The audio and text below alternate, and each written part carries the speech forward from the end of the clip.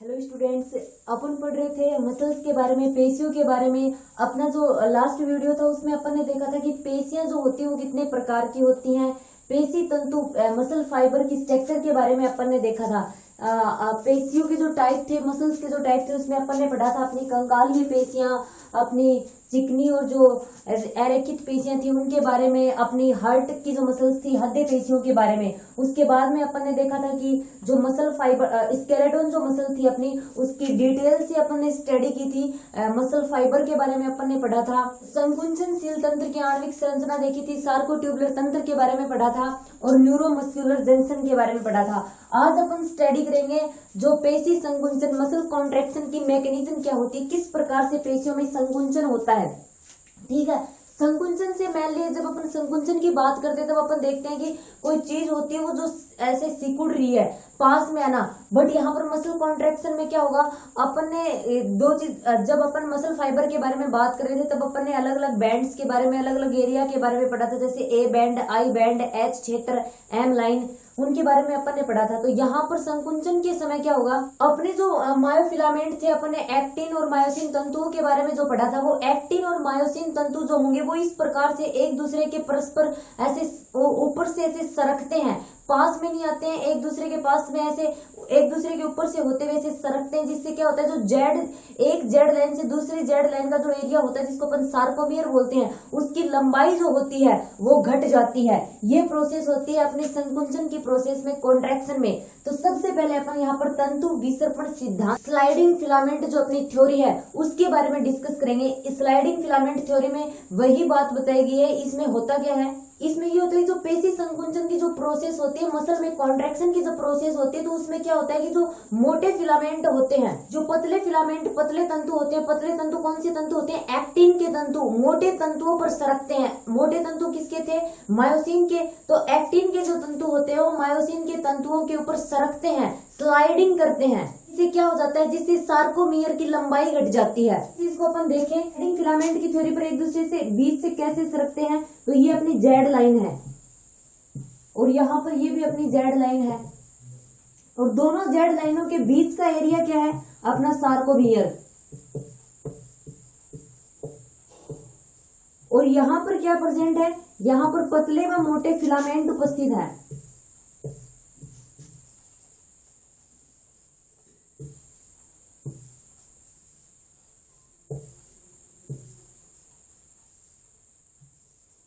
इस प्रकार से ये फिलामेंट प्रेजेंट है। तो यहाँ पर ये अपने एक्टिन और मायोसिन के फिलामेंट है। ठीक है, ये एक्टिन और मायोसिन के फिलामेंट है। तो स्लाइडिंग थ्योरी के अंतर्गत होता क्या है, अब जैसे इनमें कॉन्ट्रैक्शन होता है, मसल में संकुंचन होता है, तो ये एक्टिन और मायोसिन के जो ये फिलामेंट होते हैं ये पास पास में आ जाते हैं। और जब ये पास में आते हैं तो एक दूसरे के ऊपर सरकते हैं, और जब ये पास में आएंगे तो ये एरिया जो है, इसकी लंबाई जो है, इसमें भी कमी आएगी। और ये एरिया किसका है, सार्कोमियर का। ठीक है, तो कॉन्ट्रैक्शन के दौरान क्या होगा, अपने सार्कोमियर की लंबाई भी कम हो जाएगी, और एक्टिन और मायोसिन के जो तंतु होते हैं वो एक दूसरे के ऊपर स्लाइडिंग करते हैं, एक दूसरे के ऊपर सरकते हैं। ठीक है, ये होता है अपने स्लाइडिंग फिलामेंट थ्योरी के अंतर्गत। अगर अब अपन संकुंचन के कार्य की को, फिजियोलॉजी ऑफ कॉन्ट्रैक्शन को डिटेल से देखें तो ये पूरी की पूरी प्रोसेस 4 स्टेप में कंप्लीट होती है। और वो 4 स्टेप कौन कौन से होते हैं। फर्स्ट स्टेप होता है अपना उत्तेजन, जिसको एक्साइटेशन बोला जाता है। सेकंड होता है अपना उत्तेजन संकुंचन।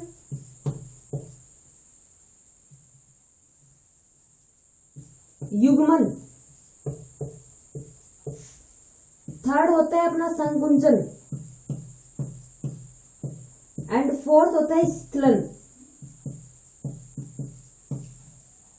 ठीक है, ये 4 जो स्टेप होते हैं वो होते हैं पूरी की पूरी संकुंचन की प्रोसेस में। इनके बारे में अपन देखेंगे कि हर एक स्टेप में आखिर कौन सी प्रोसेस कंप्लीट होती है। तो यहाँ पर सबसे पहले अपन एक्साइटेशन, उत्तेजन के बारे में डिस्कस करेंगे कि उत्तेजन आखिर होता क्या है। मोटर नर्व के द्वारा जो नर्व इंपल्स होते हैं, जिनको तंत्रिका प्रभाव बोला जाता है, उनको मसल्स तक पहुंचाने की जो प्रोसेस होती है वही क्या कहलाती है, उत्तेजन कहलाती है। इसमें अपने जो तंत्रिका आवेग होते हैं वो तंत्रिका आवेग, तंत्रिका पेशी संधि जो होती है, जिसके बारे में अपन ने कल डिस्कस किया था, न्यूरोमस्कुलर जो जंक्शन होता है उसके जो एक्सोन टर्मिनल होते हैं, एक्सोन जो सिरे होते हैं, उन एक्सोन सिरों के द्वारा क्या मुक्त किया जाता है, न्यूरोट्रांसमीटर मुक्त किया जाता है। और वो न्यूरोट्रांसमीटर क्या होता है, न्यूरोट्रांसमीटर का नाम होता है एसिटाइल कोलिन। उस एसिटाइल कोलिन को मुक्त किया जाता है एक्सोन टर्मिनल के द्वारा। और फिर जो ये एसिटिल कोलिन होता है ये मुक्त कर दिया जाता है। उसके बाद में क्या करता है, ये प्लाज्मा झिल्ली की पारगम्यता को, प्रीमेबिलिटी को बढ़ा देता है। किसके लिए,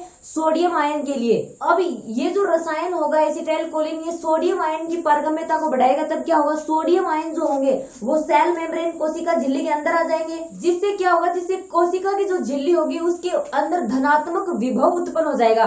ठीक है, जैसे ही सोडियम आयंस के लिए पारगम्यता, प्रीमेबिलिटी बढ़ती है, वैसे ही क्या होता है, सोडियम आयन जो होते हैं वो पेशी कोशिका के अंदर पहुंच जाते हैं। और जैसे ही पेशी कोशिका के अंदर अपने सोडियम आयन पहुंचते हैं, तब क्या होता है, धनात्मक विभव जो होता है वो बढ़ जाता है। जबकि नॉर्मल कंडीशन में वहां पर क्या होता है, ऋणात्मक विभव होता है। लेकिन जैसे ही उसमें सोडियम आयन प्रवेश करते हैं तब उसमें धनात्मक विभव उत्पन्न हो जाता है। और फिर ये जो धनात्मक विभव उत्पन्न होता है ये क्या करता है, ये सक्रिय विभव उत्पन्न करता है। जिसे क्या बोला जाता है, जिसे पेशी कोशिका की उत्तेजन अवस्था बोला जाता है। ये प्रोसेस होती है अपने उत्तेजन में, एक्साइटेशन की प्रोसेस में। जो अपना ये जो प्लाज्मा मेम्ब्रेन होती है वो ऐसे होती है। और यहाँ पर क्या होता है, जो अपनी न्यूरो मस्कुलर जंक्शन के बारे में अपन ने पढ़ा था, उसमें क्या होता है, यहाँ पर ये घुंडियां होती हैं। इसमें क्या होता है, अपना एसिटाइल कोलिन होता है न्यूरोट्रांसमीटर। वो न्यूरोट्रांसमीटर जब बाहर आता है तब यहाँ पर सोडियम आयन जो है उनके लिए पारगम्यता, प्रीमेबिलिटी को बढ़ा देता है। ये सार्कोलेमा होती है पेशी कोशिकाओं की। अब ये क्या करता है, ये सोडियम आयन अंदर प्रवेश कर जाता है। और ये सोडियम आयन जब पेशी कोशिका के अंदर प्रवेश कर जाता है तो यहाँ पर क्या होता है, ऋणात्मक विभव होता है। वो ऋणात्मक विभव फिर किसमें चेंज हो जाता है, धनात्मक विभव में। जिससे ये पूरी प्लाज्मा झिल्ली जो होती है इसमें संचारित होकर क्या करता है, सक्रिय विभव उत्पन्न करता है। सक्रिय विभव जब ये उत्पन्न करता है तो उसी प्रोसेस को क्या बोला जाता है, पेशी कोशिका की उत्तेजन अवस्था बोला जाता है उसको। अब ये जो अपनी सेकंड स्टेप होता है, इसमें जो नर्व इम्पल्स होते हैं, जो तंत्रिका जो प्रभाव होते हैं, उन तंत्रिका प्रभावों को अपनी जो सार्कोलेमा होती है उस सार्कोलेमा से जो मायोफिलामेंट्स होते हैं अपनी पेशी कोशिका में, उन मायोफिलामेंट्स तक पहुंचाने का तथा कॉन्ट्रेक्शन हेतु प्रेरित करना उन्हें, उसी को क्या बोला जाता है, उन्हीं को उत्तेजन संकुंचन युग्मन बोला जाता है। और इस उत्तेजन संकुंचन युग्मन में महत्वपूर्ण भूमिका किसकी होती है, टी ट्यूबल्स, टी नलिकाओं की और सार्कोप्लाज्मिक रेटिकुलम की। अगर नॉर्मल वे में अगर अपन बात करें तो ये कौन सी प्रोसेस होती है, उत्तेजन संकुंचन युग्मन कौन सी प्रोसेस होती है, उत्तेजन संकुंचन युग्मन वो प्रोसेस होती है जिससे सक्रिय विभव जो होता है वो सक्रिय विभव पेशी कोशिका के अंदर संकुंचन को प्रेरित करता है। ठीक है, सक्रिय विभव फर्स्ट स्टेप में अपन ने पढ़ा था, सक्रिय विभव उत्पन्न होता है। वो सक्रिय विभव पेशी कोशिका जो होती है उस पेशी कोशिका के अंदर संकुंचन को प्रेरित करने का कार्य करता है।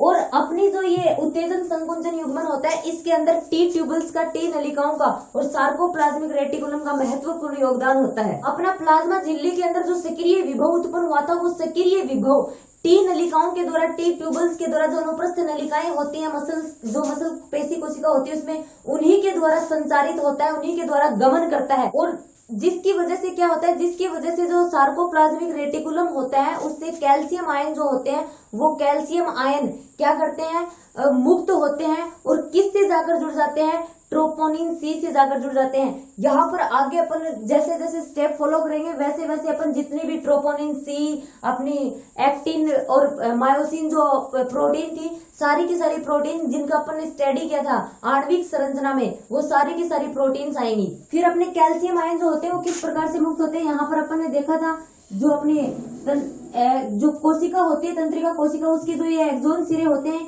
इनके द्वारा क्या किया जाता है, इनके द्वारा जो अपना एसिटाइल कोलिन जो था वो स्रावित किया जाता है, जिसे सोडियम आयंस के लिए ये मेम्ब्रेन जो होती है अपनी पारगम्य हो जाती है, अंदर एंटर कर जाती है, जिससे क्या होता है, सक्रिय विभव उत्पन्न होता है। और ये सक्रिय विभव जो होता है वो अंदर तक अंतर्वलित होता है, जाता है, संचारित होता है। और जब ये संचारित होता है तब यहाँ पर एंडोप्लाज्मिक रेटिकुलम पाई जाती है और उस एंडोप्लाज्मिक रेटिकुलम से क्या होते हैं, कैल्शियम आयन मुक्त होते हैं। यहाँ पर सक्रिय विभव उत्पन्न होगा और जैसे ही सक्रिय विभव उत्पन्न होगा ये आगे की ओर जैसे ही संचारित होगा तो यहाँ पर जो सार्कोप्लाज्मिक रेटिकुलम पाई जाती है इसके अंदर जो कैल्शियम आयन पाए जाते हैं वो कैल्शियम आयन क्या हो जाएंगे, मुक्त हो जाएंगे। और फिर अपने जो ये कैल्शियम आयन होते हैं ये कैल्शियम आयन अपनी जो एक्टिन प्रोटीन होती है उस एक्टिन प्रोटीन के ऊपर क्या होते हैं, उस एक्टिन प्रोटीन के ऊपर ट्रोपोनिन सी पाया जाता है। ठीक है, पहले इसके ऊपर ट्रोपोमायोसिन पाया जाता है। इस ट्रोपोमायोसिन को कंट्रोल करने के लिए ट्रोपोमायोसिन के ऊपर ट्रोपोनिन पाया जाता है। ये अपनी एक्टिन प्रोटीन है। इस एक्टिन प्रोटीन पर पूरी की पूरी प्रोटीन पर कोटिंग पाई जाती है ट्रोपोमायोसिन की और ट्रोपोमायोसिन को कंट्रोल करने के लिए इसके ऊपर पाया जाता है ट्रोपोनिन। अपना जो कैल्शियम आयन होगा फिर ये कैल्शियम आयन ये पूरी की पूरी जो प्रोसेस हो रही है पेशी कोशिका में हो रही है और पेशी कोशिका के अंदर क्या पाए जाते हैं, अपने मायोफिलामेंट्स एक्टिन और मायोसिन तंतु पाए जाते हैं। अब एक्टिन जो तंतु है इस एक्टिन तंतु के ऊपर क्या पाया जाता है, ट्रोपोमायोसिन पाया जाता है। ट्रोपोमायोसिन को कंट्रोल करने के लिए उसके ऊपर ट्रोपोनिन पाया जाता है। तो अपना जो कैल्शियम आयन होगा वो ट्रोपोनिन के साथ जुड़ जाएगा जो एक्टिन प्रोटीन पर पाई जाती है। ट्रोपोनिन के साथ जुड़ जाता है तो वहां पर कुछ चेंजमेंट होते हैं और वहां पर जैसे ही चेंजमेंट होते हैं तब क्या होता है, इस एक्टिन प्रोटीन से जो ट्रोपोनिन और ट्रोपोमायोसिन जो थे वो दोनों अलग हो जाते हैं, वो वहां से हट जाते हैं। जिनसे क्या होता है, जिनसे सक्रिय स्थल जो होते हैं वो मुक्त हो जाते हैं। और फिर क्या होता है, अपने जो एक्टिन जो तंतु होते हैं उन एक्टिन तंतुओं से क्या जुड़ जाते हैं, मायोसिन तंतुओं के अनुप्रस्थ तंतु जुड़ जाते हैं। मायोसिन जो तंतु होते हैं अपने उन मायोसिन तंतुओं के ऊपर दो साइट्स पाई जाती है। एक तो एक्टिन के लिए बाइंडिंग साइट पाई जाती है जिससे वो क्या कर पाता है, अपनी मायोसिन जो प्रोटीन होती है वो एक्टिन से जुड़ पाती है। ठीक है, तो फिर क्या हो जाता है, एक्टिन और मायोसिन आपस में जुड़ जाते हैं जब ट्रोपोनिन और ट्रोपोमायोसिन दूर हटते हैं इससे। और फिर क्या होता है, फिर अपने संकुंचन की जो प्रोसेस होती है वो स्टार्ट हो जाती है। संकुंचन की प्रोसेस कैसे स्टार्ट होती है, जैसे ट्रोपोनिन और ट्रोपोमायोसिन एक्टिन प्रोटीन से हटते हैं तब अपनी एक्टिन और जो मायोसिन प्रोटीन होती है वो अनुप्रस्थ सेतु के द्वारा आपस में जुड़ जाती है जिससे संकुंचन की प्रोसेस जो होती है वो स्टार्ट हो जाती है। अब थर्ड स्टेप आता है संकुंचन के बारे में अपन डिस्कस करेंगे। अब संकुंचन जो है वो तंतु विसर्पण सिद्धांत के द्वारा होता है, ये अपन जानते हैं। तंतु विसर्पण सिद्धांत में क्या होता है, एक्टिन और मायोसिन फिलामेंट जो होते हैं वो एक दूसरे के ऊपर से ऐसे सरकते हैं। संकुचन स्टार्ट कैसे होता है, अभी जस्ट अपन ने पढ़ा था, जैसे ही अपने एक्टिन और मायोसिन अनुप्रस्थ सेतु के द्वारा आपस में जुड़ते हैं वैसे ही संकुचन की प्रोसेस जो होती है वो स्टार्ट हो जाती है। अब एक्टिन के जो तंतु होते हैं वो सक्रिय स्थल से जुड़ते हैं, उससे ठीक पहले क्या होता है, अनुप्रस्थ सेतु जो होता है उस अनुप्रस्थ सेतु का एक सिरा जो होता है वो एटीपी से जुड़ा हुआ होता है। मतलब इसके ऐसे दो सिरे होते हैं जिसमें से एक सिरा एटीपी से जुड़ा हुआ होगा और एक सिरा जो होगा वो एटीपी के लिए बाइंडिंग साइट अपने एक्टिन के लिए बाइंडिंग साइट होगा। इस प्रकार से दो सिरे होते हैं मायोसिन के अंदर जिसमें एक सिरा तो होगा वो एक्टिन से बाइंडिंग साइट होगी, मतलब एक्टिन प्रोटीन से जुड़ने वाला सिरा होगा और एक जो सिरा होगा वो एटीपी के लिए होगा। ठीक है, यहाँ पर पहले आप इसकी थ्योरी देख लीजिए, उसके बाद में अपन एक छोटी सी वीडियो क्लिप के द्वारा देखेंगे किस प्रकार से कॉन्ट्रैक्शन की प्रोसेस कंप्लीट होती है, किस प्रकार से एटीपी जो होता है वो एडीपी प्लस फॉस्फेट अणु में टूटता है, किस प्रकार यह अनुप्रस्थ सेतु के द्वारा एक्टिन से जुड़ता है, किस प्रकार मसल्स में कॉन्ट्रैक्शन होता है और वापस से स्थिलन की प्रोसेस होती है। अब जब मायोसिन सिरे पर जो ये अपना एटीपी होता है ये क्या होता है, एडीपी प्लस फॉस्फेट किसमें कन्वर्ट हो जाता है, एडीपी प्लस पीआई अकार्बनिक फॉस्फेट में चेंज हो जाता है ये। और जब ये एडीपी प्लस अकार्बनिक फॉस्फेट में चेंज हो जाता है तब मायोसिन का जो सिरा होता है वो एक्टिन के सक्रिय स्थल से जुड़ता है और जब ये आपस में जुड़ते हैं तब झुकाव जैसी स्थिति आती है, ये आपस में से मुड़ जाते हैं। जैसे उंगली ये इससे जुड़ेगा, यहाँ पर एक्टिन प्रोटीन होती है, जैसे ही जुड़ता है तो इसमें इस प्रकार की स्ट्रक्चर, इस प्रकार की संरचना सी बन जाती है। और फिर क्या होता है, जो अपना एक्टिन तंतु होता है उस एक्टिन तंतु को किस ओर खींचा जाता है, सार्कोमियर का जो केंद्र होता है, सार्कोमियर के केंद्र एच क्षेत्र की ओर इसको खींचा जाता है। अब इसको एच क्षेत्र की ओर खींचेंगे, सार्कोमियर के बीच में अगर इसको केंद्र की ओर एक्टिन प्रोटीन को खींचेंगे तो इसके लिए अपने को ऊर्जा भी चाहिएगी। वो ऊर्जा कहाँ से आएगी, जब एटीपी जो होता है, एटीपी का विदलन किस में हो जाता है, एडीपी प्लस अकार्बनिक फॉस्फेट में होता है तो ऊर्जा मुक्त होती है। जो ऊर्जा मुक्त होती है वो ही ऊर्जा यहाँ पर काम आती है अपने जो एक्टिन तंतु होते हैं उनको सार्कोमियर के बीच में केंद्र में लाने के लिए। जैसे ही इसमें झुकाव की स्थिति आती है, ये झुकता है तब क्या होता है, एटीपी जो होता है वो उससे मुक्त हो एडीपी जो होता है उससे मुक्त हो जाता है और फिर ये क्या करता है, नए एटीपी से जुड़ने वाली प्रोसेस स्टार्ट हो जाती है और ये प्रोसेस कंटिन्यू अपने संकुंचन की प्रोसेस में चलती रहती है। यहाँ पर बुक का जो डायग्राम है वो आपको दे रखा है। इस बुक के डायग्राम में स्टेप बाय स्टेप एक चीज बता रखी है। फर्स्ट जो स्टेप था उसमें दिखा रखा है अपना एक्टिन तंतु है, एक्टिन तंतु के ऊपर ट्रोपोमायोसिन है और ट्रोपोमायोसिन को कंट्रोल करने के लिए ट्रोपोनिन है। अब इनके पास आकर क्या जुड़ते हैं, अपन ने डिस्कस किया था कैल्शियम आयन जो होंगे वो इसके पास आकर जुड़ जाएंगे। अब कैल्शियम आयन जो होते हैं वो कैल्शियम आयन जब ट्रोपोनिन के साथ जुड़ जाते हैं तो वो मायोसिन जो बंधन क्षेत्र होता है, मतलब मायोसिन बंधन क्षेत्र कौन सा, एक्टिन प्रोटीन की वो साइट जो मायोसिन के साथ जुड़ने वाली होती है, ठीक है, वो मायोसिन बंधन एरिया होता है। जैसे ही कैल्शियम आयन ट्रोपोनिन के साथ जुड़ते हैं तो वो मायोसिन बंधन जो स्थल होता है उसको मुक्त कर देता है ताकि मायोसिन उसके साथ जुड़ सके। वो आगे क्या होता है, नेक्स्ट स्टेप में एडीपी प्लस फोस्फेट जो होता है उसके रूप में जो अपना मायोसिन जो होता है वो अनुप्रस्थ सेतु के द्वारा किससे जुड़ जाता है, एक्टिन से जुड़ जाता है मायोसिन बंधन स्थल के ऊपर। अब नेक्स्ट स्टेप में अपना एडीपी प्लस जो कार्बनिक फोस्फेट होते हैं वो मुक्त होते हैं। इसमें थोड़ा सा घुमाव दे रखा है, थोड़ा सा झुकाव की स्थिति होती है।